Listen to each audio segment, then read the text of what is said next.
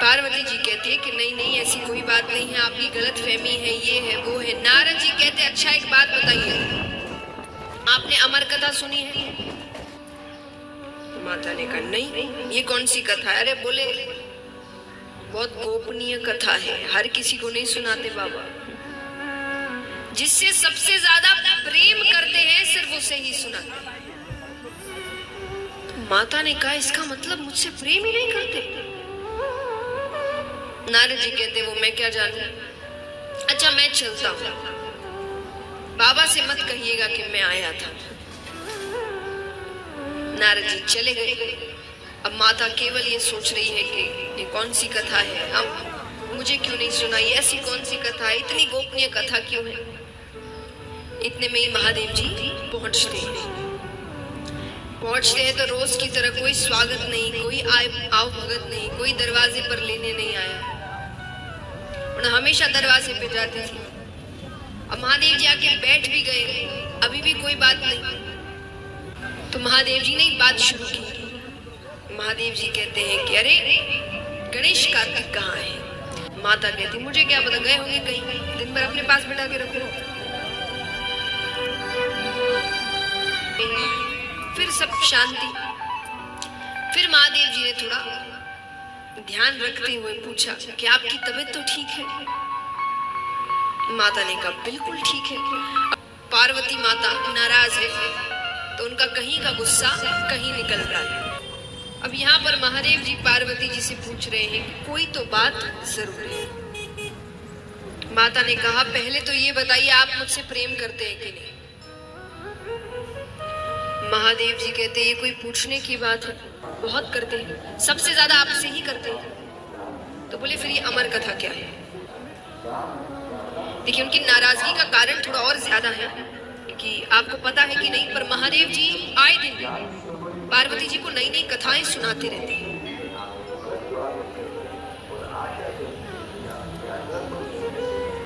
जब भगवान, आप कई श्लोक के दोहे सुनते हैं जिसमें भगवान कहते हैं ना कि उमा राम स्वभाव जिन जाना ताई भजन तजी भावना आना, कि ये सारे जो उमा नाम से भगवान बार बार बताते रहते हैं, ये सब भगवान जब कथाएं सुनाते हैं तो पार्वती जी से कहते हैं। तो उनको ऐसा लग रहा है कि जब इतनी कथाएं मुझे सुनाई है, इतनी बातें मुझे बताई है, तो ये क्यों नहीं? इसका मतलब सच में ये कोई बहुत गोपनीय कथा है जो हर किसी को नहीं सुनाई जाती, जो बहुत खास है उनको सुनाई जाती है। तो माता कहती है कि ये अमर कथा क्या है? महादेव जी कहते हैं इसके बारे में किसने बता दिया? और नेत्र बंद करते हैं, पूरा दृश्य सामने आ जाता है कि नारद जी आए, पूरी बातें की। महादेव जी कहते हैं ब्राह्मण देवता आते और अपना कोई ना कोई काम करके जाते हैं।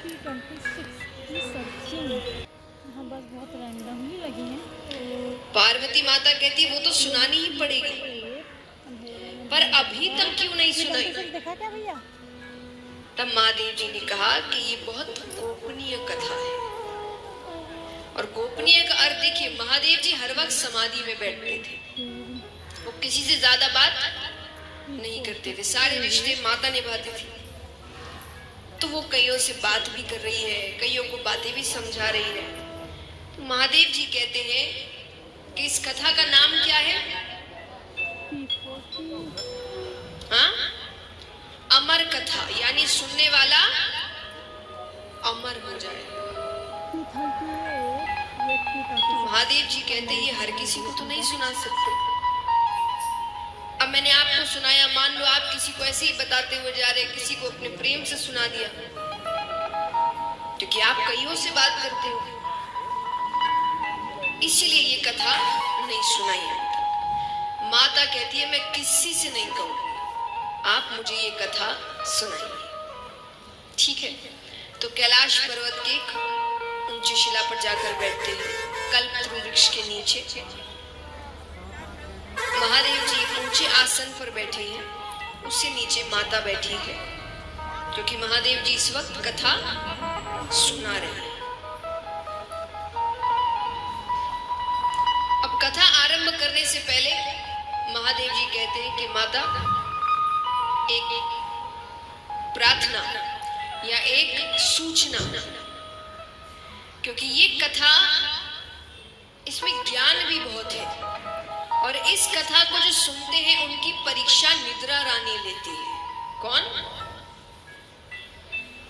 निद्रा रानी यानी, तो आप ध्यान से सुनिएगा कि थोड़ा भी ध्यान इधर उधर हुआ कि वो अपनी गोद में ले ले। ठीक है।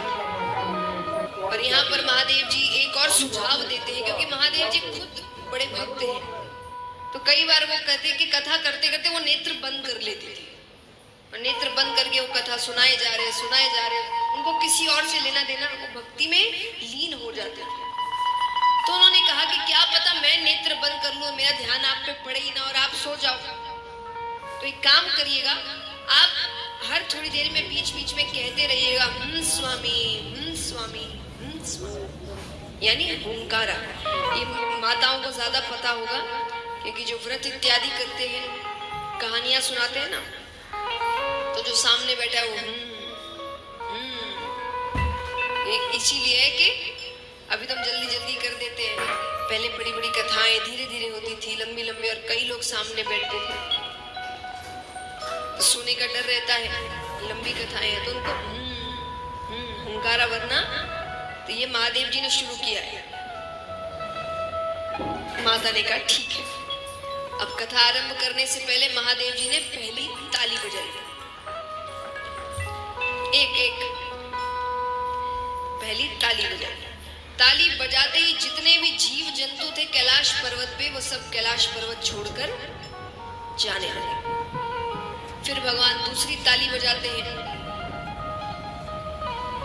तो महादेव जी का जो त्रिशूल है वो कैलाश पर्वत की 3 बार परिक्रमा करता है कि कोई छिपकर तो नहीं बैठा।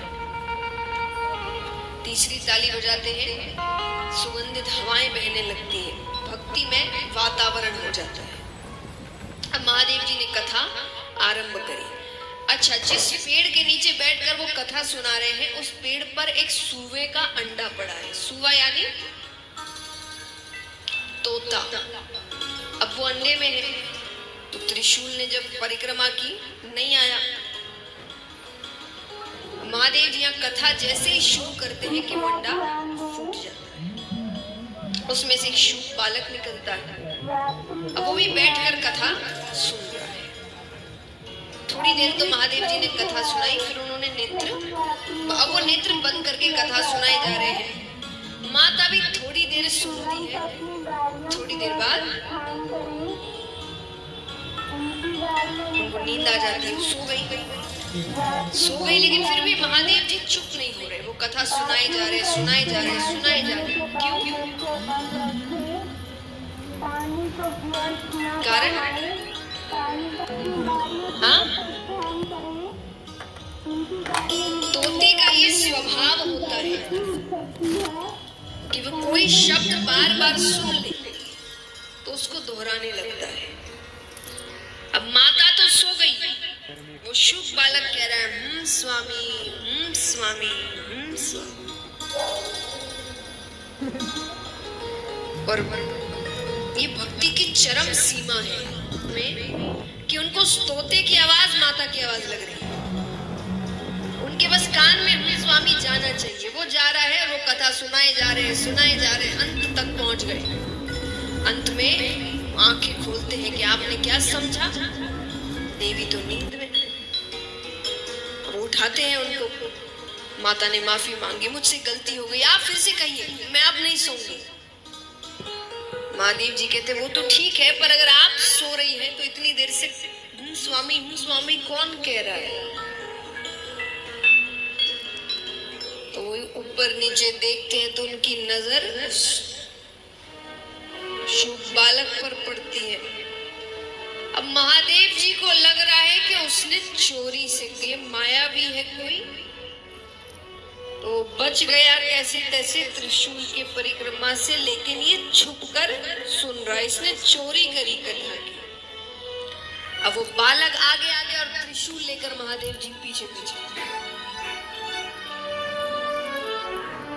अब वो हर जगह घूम रहा है, सबसे मदद मांग रहा है, पर कौन महादेव जी से पैर ले ले। अंत में वो ये कहता है कि जब दैत्यों से संकट आए तो देवताओं के पास जाते हैं, पर जब देवता से ही संकट हो तब ब्राह्मण देवता के पास आते हैं।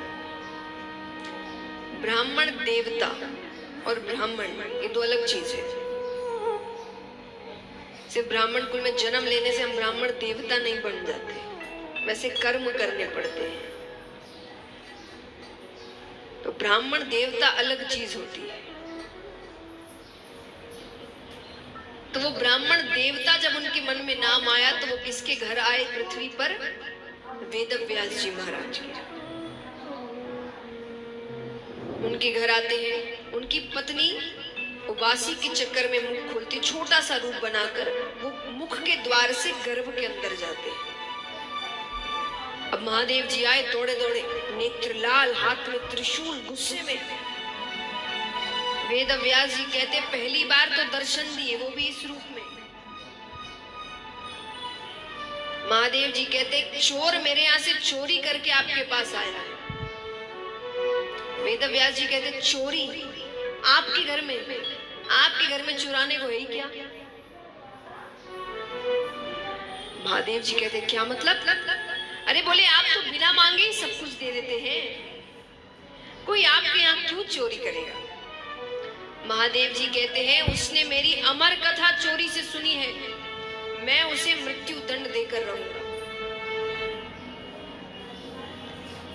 वेदव्यास जी कहते सही नाम है आपका, भोले भंडारी। महादेव जी ने कहा क्यों? बोले क्योंकि अगर उसने अमर कथा सुन ली, अगर उसने अमर कथा सुन ली तो वो तो अमर हो गया, आप उसे मार ही नहीं सकते। और मान लीजिए आप महाकाल है, सर्वशक्तिमान है, आप उसे मार दे तो आपकी अमर कथा झूठी हो गई। इससे क्या सीख मिलती है कि गुस्से में सोचने समझने की शक्ति चली जाती है। पार्वती माता नाराज है तो उनका कहीं का गुस्सा कहीं निकल रहा है। अब यहाँ पर महादेव जी पार्वती जी से पूछ रहे हैं कि कोई तो बात जरूर है। माता ने कहा पहले तो ये बताइए आप मुझसे प्रेम करते हैं कि नहीं? महादेव जी कहते ये कोई पूछने की बात है, बहुत करते हैं, सबसे ज्यादा आपसे ही करते हैं। तो बोले फिर ये अमर कथा क्या है? देखिए उनकी नाराजगी का कारण थोड़ा और ज्यादा है, क्योंकि आपको पता है कि नहीं, पर महादेव जी आए दिन पार्वती जी को नई नई कथाएं सुनाते रहते हैं।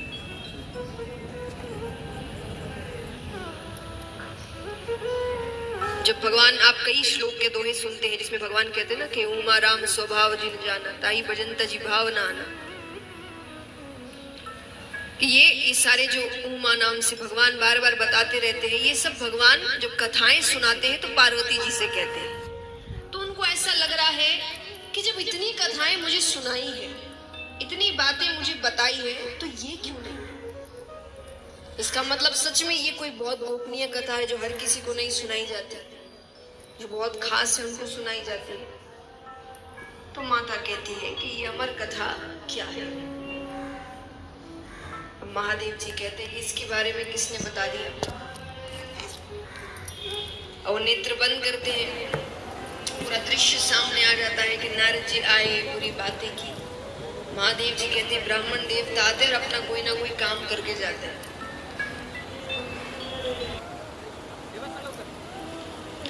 पार्वती माता कहती वो तो सुनानी ही पड़ेगी, पर अभी तक क्यों नहीं सुनाई? तब महादेव जी ने कहा कि ये बहुत गोपनीय कथा है। और गोपनीय का अर्थ देखिए, महादेव जी हर वक्त समाधि में बैठते थे, वो किसी से ज्यादा बात नहीं करते थे, सारे रिश्ते माता निभाती थी। तो वो कईयों से बात भी कर रही है, कईयों को बातें भी समझा रही है। तो महादेव जी कहते हैं कि इस कथा का नाम क्या है? हाँ, अमर कथा, यानी सुनने वाला अमर हो जाए। तो महादेव जी कहते ये हर किसी को तो नहीं सुना सकते। अब मैंने आपको सुनाया, मान लो आप किसी को ऐसे ही बताते हुए जा रहे, किसी को अपने प्रेम से सुना दिया, क्योंकि आप कईयों से बात करते हो, इसीलिए ये कथा नहीं सुनाई। माता कहती है मैं किसी से नहीं कहूँ, आप मुझे ये कथा सुनाइए। ठीक है, तो कैलाश पर्वत के उच्च शिला पर जाकर बैठते हैं, कल्पतरु वृक्ष के नीचे। महादेव जी एक ऊंचे आसन पर बैठे हैं, उससे नीचे माता बैठी है, क्योंकि महादेव जी इस वक्त कथा सुना रहे हैं। अब कथा आरंभ करने से पहले महादेव जी कहते हैं कि माता, एक प्रार्थना या एक सूचना, क्योंकि ये कथा, इसमें ज्ञान भी बहुत है, और इस कथा को जो सुनते हैं उनकी परीक्षा निद्रा रानी लेती है। कौन? निद्रा रानी यानी, तो आप ध्यान से सुनिएगा कि थोड़ा भी ध्यान इधर उधर हुआ कि वो अपनी गोद में ले ले। ठीक है, और यहाँ पर महादेव जी एक और सुझाव देते हैं, क्योंकि महादेव जी खुद बड़े भक्त हैं, तो कई बार वो कहते हैं कि कथा करते करते वो नेत्र बंद कर लेते थे, और नेत्र बंद करके वो कथा सुनाए जा रहे, उनको किसी और से लेना देना, वो भक्ति में लीन हो जाते थे। तो उन्होंने कहा कि क्या पता मैं नेत्र बंद कर लूं, मेरा ध्यान आप पे पड़े ही ना और आप सो जाओ। तो एक काम करिएगा, आप हर थोड़ी देर में बीच बीच में कहते रहिएगा स्वामी, स्वामी, स्वामी, यानी हुंकारा। ये माताओं को ज्यादा पता होगा, क्योंकि जो व्रत इत्यादि करते हैं, कहानियां सुनाते हैं ना, तो जो सामने बैठा है वो इसीलिए है कि अभी तो हम जल्दी जल्दी कर देते हैं, पहले बड़ी बड़ी कथाएं धीरे धीरे होती थी, लंबी लंबी, और कई लोग सामने बैठते थे, तो सोने का डर रहता है, लंबी कथाएं हैं तो उनको हुंकारा भरना, तो ये महादेव जी ने शुरू किया है। माता ने कहा ठीक है। अब कथा आरंभ करने से पहले महादेव जी ने पहली ताली बजाई, एक एक पहली ताली बजाई। ताली बजाते ही जितने भी जीव जंतु थे कैलाश पर्वत पे, वो सब कैलाश पर्वत छोड़कर जाने लगे। फिर भगवान दूसरी ताली बजाते हैं,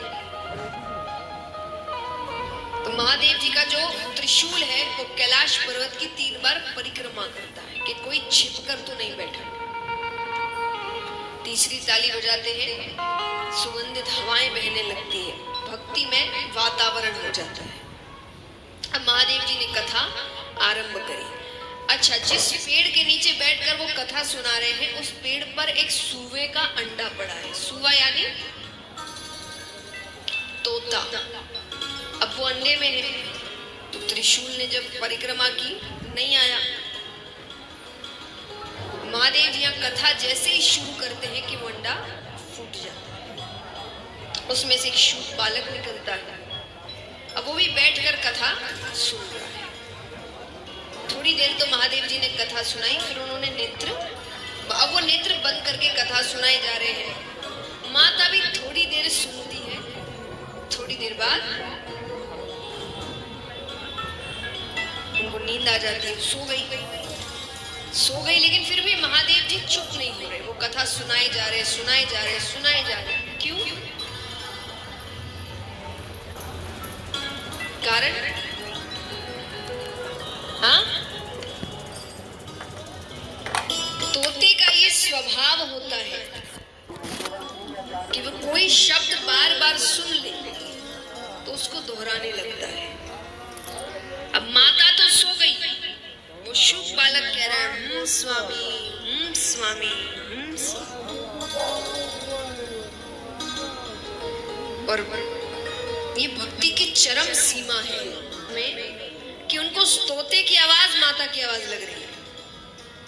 उनके बस कान में स्वामी जाना चाहिए। वो जा रहा है, वो कथा सुनाए जा रहे, अंत तक पहुंच गए। अंत में आंखें खोलते हैं कि आपने क्या समझा। देवी तो नींद में। वो उठाते हैं उनको, माता ने माफी मांगी, मुझसे गलती हो गई, आप फिर से कहिए, मैं अब नहीं सोऊंगी। महादेव जी कहते वो तो ठीक है, पर अगर आप सो रही हैं तो इतनी देर से स्वामी कौन कह रहा है? तो वो ऊपर नीचे देखते हैं तो उनकी नजर शुभ बालक पर पड़ती है। अब महादेव जी को लग रहा है कि उसने चोरी से, ये माया भी है कोई, तो बच गया कैसे तैसे त्रिशूल के परिक्रमा से, लेकिन ये छुपकर सुन रहा है, इसने चोरी करी करी।